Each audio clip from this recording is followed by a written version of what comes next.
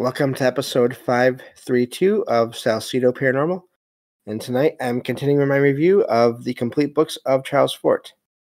As always, you can find all episodes of the show along with links to social media and other ways to contact me at the podcast page, and that is salsidoparanormal.podbean.com. That's SALSIDO paranormal.podbean.com. Always happy to hear from you all, whether you have comments or questions or topic suggestions or stories of paranormal experiences, whether they're your own or from others that you trust. Happy to either read those or have you join me on the show to talk about them. Thank you all for listening, whether you are here for the live streams on Discord or if you listen to the podcast or YouTube feeds or on the Troubled Minds Radio Network, KUAP, Digital Broadcasting. There you can hear replays of 2 episodes of the show every night at 6 p.m. Pacific, 9 p.m. Eastern, right before Troubled Minds Radio comes on. As always, I'd like to thank Michael Strange, host of Troubled Minds Radio, as well as Liam Martin, host of the Exile Minds podcast, for producing these shows and putting them up on the station the way you hear them, but also with music at the beginning and end of every episode. If you'd like to support the show, there are some different ways to do that. You can always share the show with others and rate and review it on your podcast platform of choice.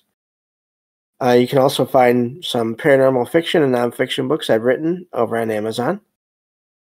And I also have a Patreon page where you can find 1 extra episode per month of true paranormal stories from the web. And there's or you can and over there, I lost my place. There you can sign up for any membership tier level to get those episodes, or you can just make a one-time donation through PayPal. Help is never expected, but always appreciated, as there are expenses in making these shows, from equipment to research materials to travel expenses in some cases. And help is never expected, like I said, but these days it's always appreciated. And so, yeah, I think that covers all of that. We're continuing the review of these AI-generated summaries of the different chapters in the last of Charles Fort's books, which is Wild Talents. And it's been a lot of fun.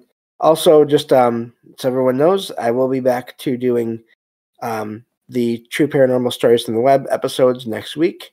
I just needed a week to sort of build up the reserve, basically the collection of the stories that I read for those shows, so that I would have some extra again. And so those will be back starting next week again. So this was just a 1 week of all these shows. Excuse me, 4 of these shows being these reviews. But I don't mind that so much because we're getting really close to being done with this. So then we can sort of do a review show, or however it works out, depending on how much of a show I end up with once I finish. And then, again, I still need to post in the Discord. Definitely recommend everyone joins the Discord if you listen to the show. The options for the next book that we want to review, because I have a few in mind already. So I wouldn't mind some input as far as what you all think would be good to do, good to talk about next. So getting back to these summaries here, around chapter 14. Yeah, chapter 14. This chapter examines a number of strange cases where mysterious bombardments of stones or other objects occurred in homes where someone was seriously ill or dying. That's odd. I hadn't heard of that before. It questions conventional explanations for illness and disease outbreaks. Okay. It says in 1890, volleys of stones, and basically just a lot of stones, broke glass in the home of a Mr. Piddock? I'm not sure, Piddock, where his daughter was passing away. In 1883, stones fell inside a closed room where a man was dying. Let me see here. In 1905, in Port of Spain, Trinidad, a boarding house was pelted with stones originating from no clear source, centered on a sick person there. Other cases tell of mysterious bullets or objects flying about and other unexplained violent phenomena in homes with an invalid inhabitant. I don't care for that word, but okay. The text speculates on a comparative anatomy approach to analyzing disparate cases and fitting them to a larger model that could point to underlying connections. But it argues forcefully that there are phenomena science currently cannot explain, including possible links between human emotional states and strange occurrences. Definitely, I think that's right on there. So many cases of any kind of paranormal experiences, emotions are almost always involved somehow, whether they happen before or during or after. They're almost always there. So, reports by dozens of policemen witnessing events they cannot account for are noted. The text urges an openness to looking critically at mainstream scientific explanations for disease and supposed causes of outbreaks. And that's where that one ends. There's no period there. Oh, yeah, there is. Never mind. Legally blind here. That's always fun. Anyway, so that's where that chapter ends. And the emotional thing is definitely part of that. I never realized until sort of getting into all these topics that there's this idea that we put off more energy than we realize. And it took me a long time. There are times I still have a hard time. There are cases where I still have a hard time with the idea of people sort of generating enough energy for things to happen. But other times it seems like, well, okay, that makes sense. So, and that's just my own biases, my own sort of based on my own experiences. Again, I don't ever claim to know anything. Derek in the chat says, Stones is a weird one, though. I'm blanking on theories. Yeah, I mean, it's more possible portals, more possible just weirdness with that, or at least just teleportation. So, yeah, I don't know. Well, only Sasquatch throws stones. So, and of course, joking here. So I got nothing on this. I think Jeff was joking, maybe, based on the emotes. Yeah, that's a common idea too. Is that it's basically cryptids doing that. But then there are cases where, obviously, and I'm sure that people know this, where there is no obvious. Again, just like the text describes, there's no obvious source.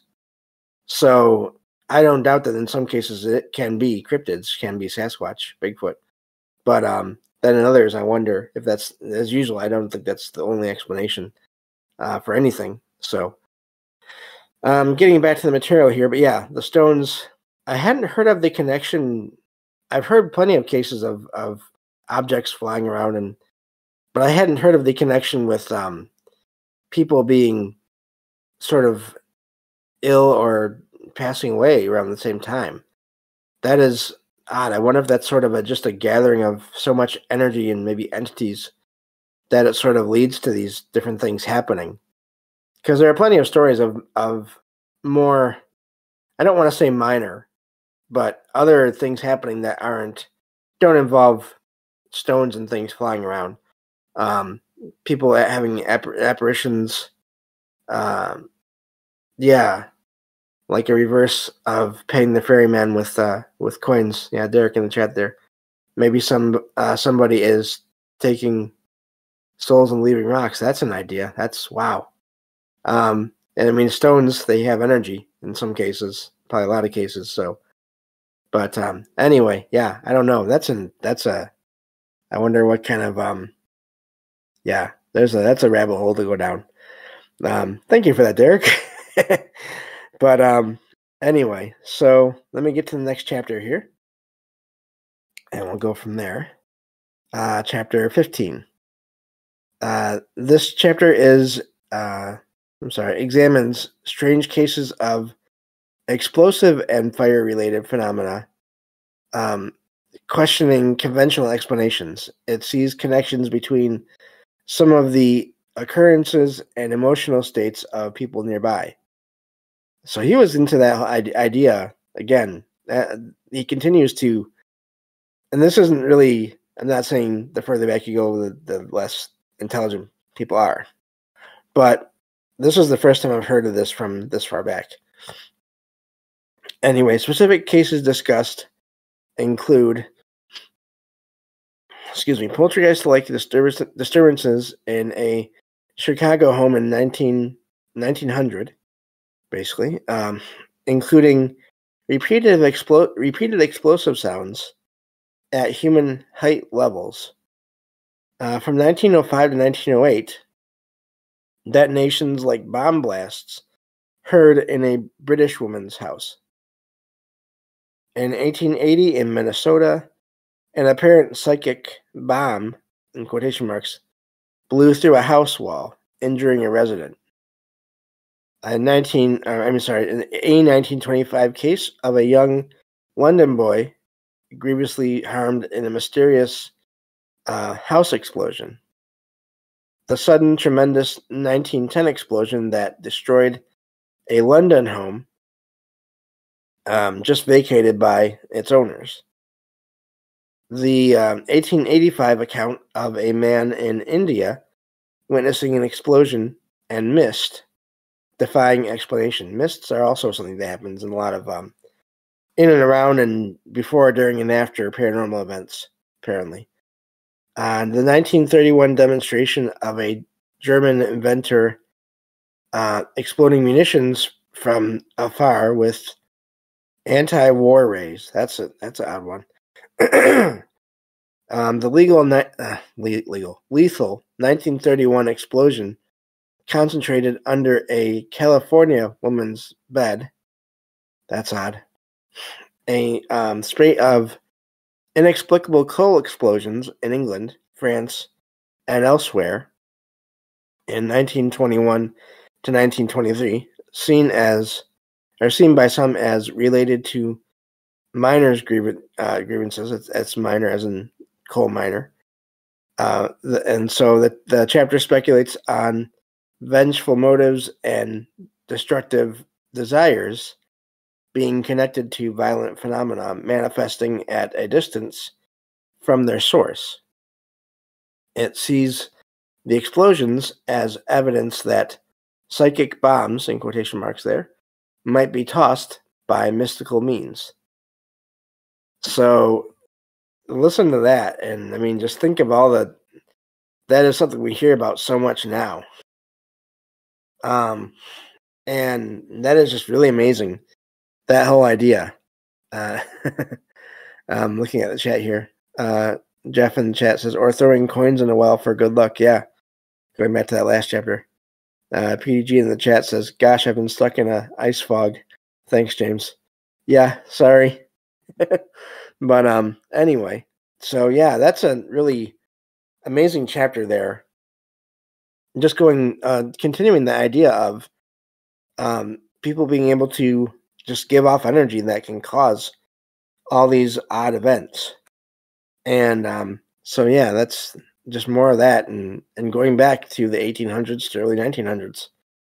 So let me get to this next chapter here. One moment.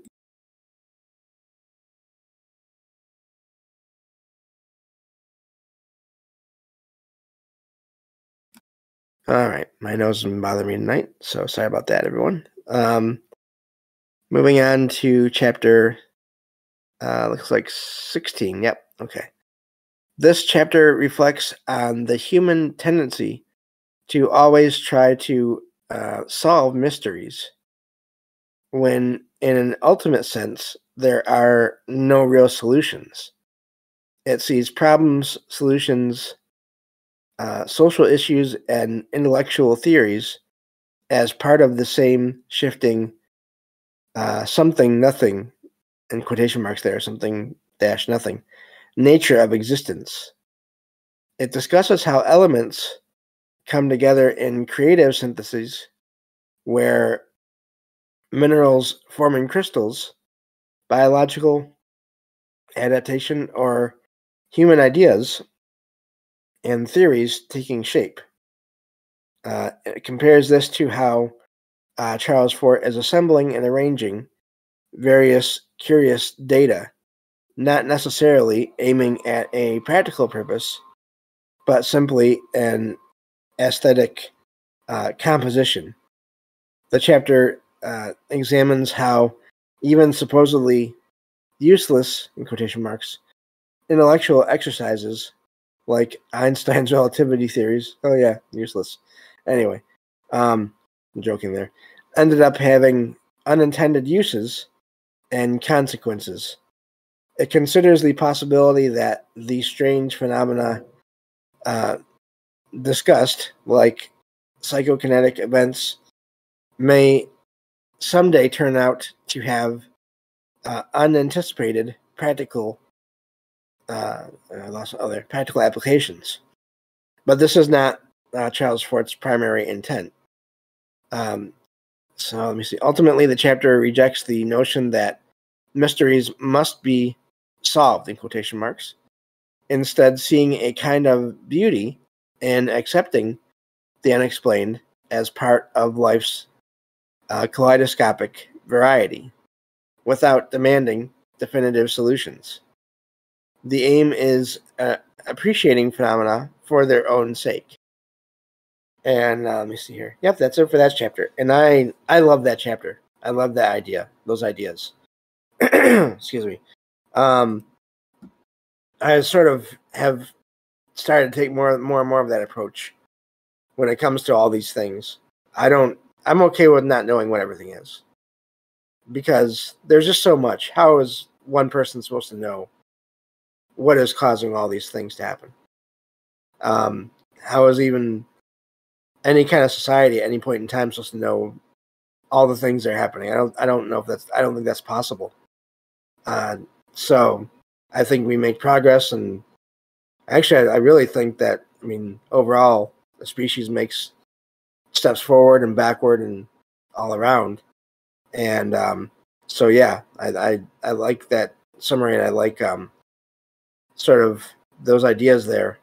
I definitely recommend, if you all are interested in reading the material, check those books out, because what you're not getting in these summaries is Fort's writing style, which is very it's different, and sometimes it can be sort of confusing, but overall it's really neat to read. It's not as straightforward as these summaries maybe make it seem like it is. So, moving on to the next chapter here. Let me see here. Chapter 17. This chapter discusses a series of mysterious disappearances and, in quotation marks there, accidents involving aircraft and automobiles in the early 20th century.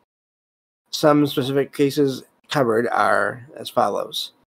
In March of 1922, a British pilot named Holding mysteriously disappeared while flying over Wales. His plane was found, but there was no trace of him. In July of 1924, two British pilots disappeared after their plane landed inexplicably in the desert in Mesopotamia. Their footprints were tracked for 40 yards and then abruptly ended, suggesting they had been captured, but no further traces were found. In September of 1923, there were multiple cases of French planes forced to land inexplicably while flying over Germany. This led to speculation, of course, that the Germans were using secret rays, in quotation marks, to target the planes. In April and May of 1927 in England, there were 3 cases of automobiles behaving strangely or crashing in ways that suggested an unknown influence, in quotation marks there.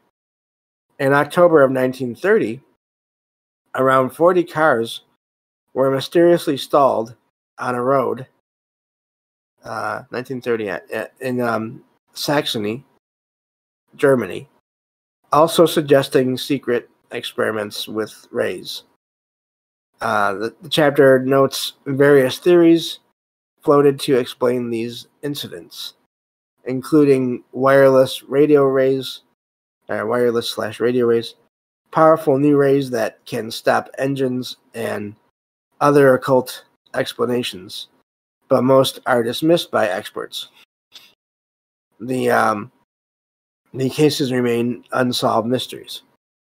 The chapter shows a fascination with these unexplained vehicle incidents and the possibility of secret new weapons or rays being developed by military powers in the early 20th century.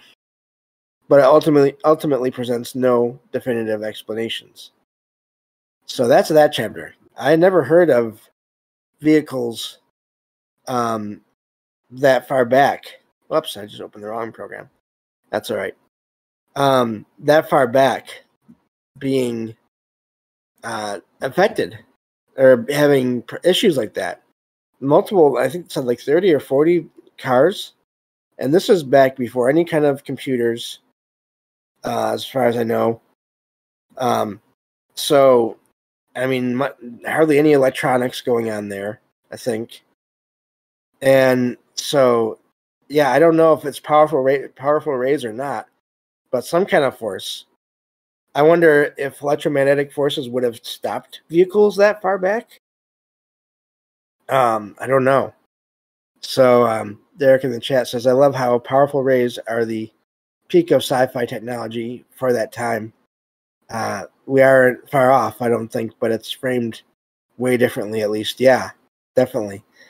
I like the ideas there. I wonder about that, about the possibility of course, experiments by any government or military, but also just the idea of other forces. And I mean, we've heard so many accounts of this over the years. Other forces or other entities having effects on vehicles like that. So okay. So yeah, PDG in the chat says no. Cars should have been just gas powered, no extras. That's what I thought, especially back then. You wouldn't have a lot going on there with electronics for like an electromagnetic field to mess with. But then there are accounts of objects being physically stopped, not involving electronics. I've heard of people who have tried to shoot at creatures or entities, and their physical weapon, their gun, would not, the device, the mechanical parts, would not work. So is this just a larger version of that? That I have no idea. So, but it's possible. That's amazing. We just flew through this episode already. So definitely we'll continue this next time. And again, next week will be 2 of these episodes, as usual, along with 2 of the True Paranormal Stories from the Web episodes. We'll be starting those again next week. So looking forward to that. As always, I do prefer, those are my favorite shows to do. And but yeah, I mean, I know we have probably about a minute left. Not so much now, actually. Good. We're getting close. But there's just not enough time to read another chapter. And but yeah, Magic PDG says in the chat, thank you all again for being here. And yeah, different mutants, X-Men could explain almost every story tonight. Yeah. But thank you all for being here, and I will talk to you all on the next episode of Salsidoparanormal. Take care.